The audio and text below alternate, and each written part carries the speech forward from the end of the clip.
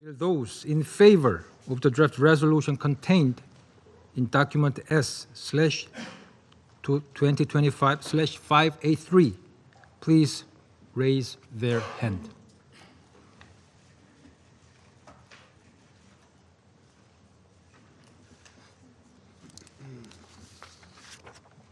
Those against?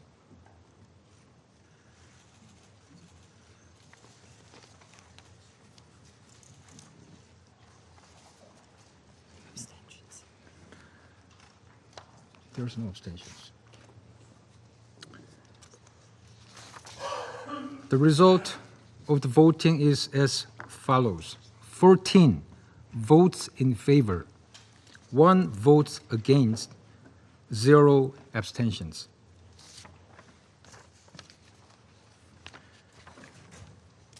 The draft resolution has not been adopted, owing to the negative vote of a permanent member of the Council. Thank you, Mr. President. Colleagues, U.S. opposition to this resolution will come as no surprise.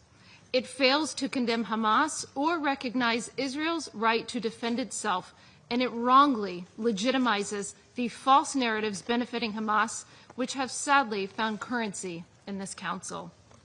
Council members ignored when the United States made clear that this resolution was unacceptable. The Council instead adopted for performative action designed to draw a veto that extends Hamas terrorists and those who fund them and support them and gives them a lifeline.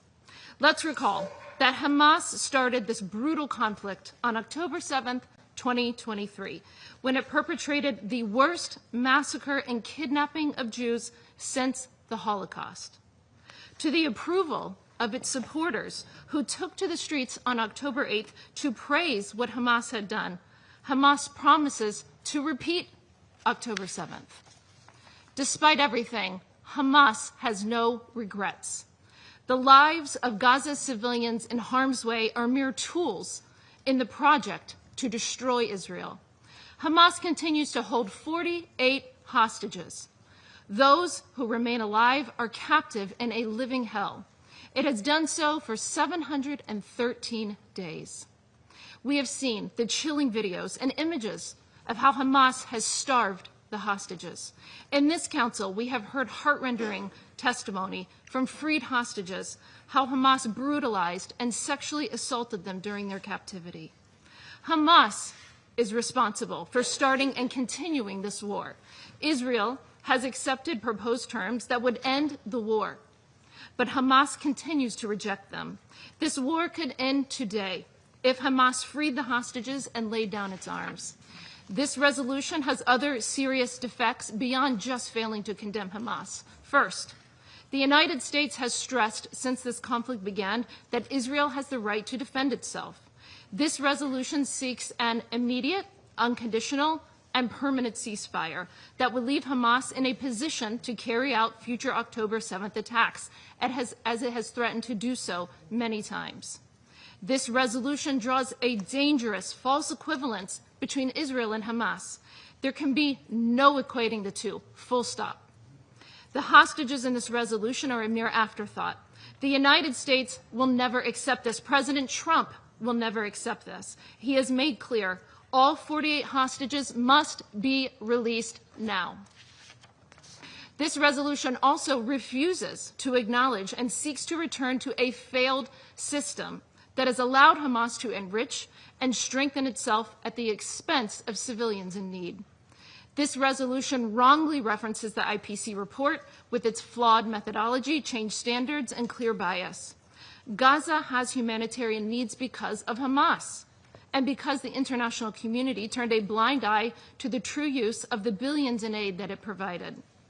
Israel takes clear risks by working every single day with the United States and regional partners to deliver aid to civilians, as we witnessed today.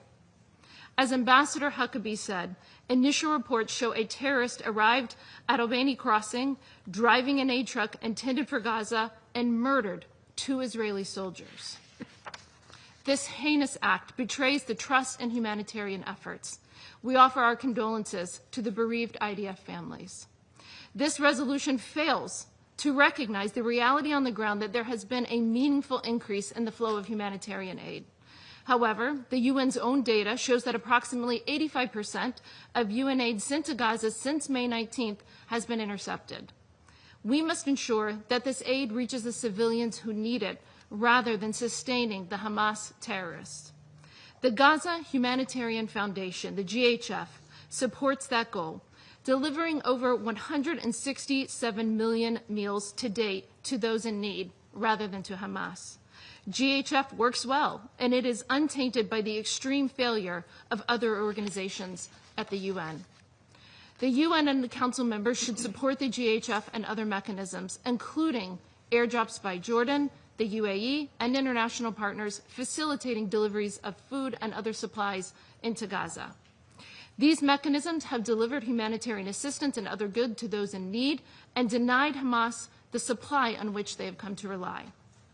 So, the United States rejects this unacceptable resolution. It is beyond time that Hamas release every single hostage now and surrender immediately. The United States will continue to work with its partners to bring an end to this horrific conflict for the sake of the people of Gaza, who deserve a future free from Hamas, and the whole Middle East, which is ready to move into a new chapter of peace and prosperity. For these reasons, the United States of America will vote against the draft resolution and urges delegations to join us in voting against it.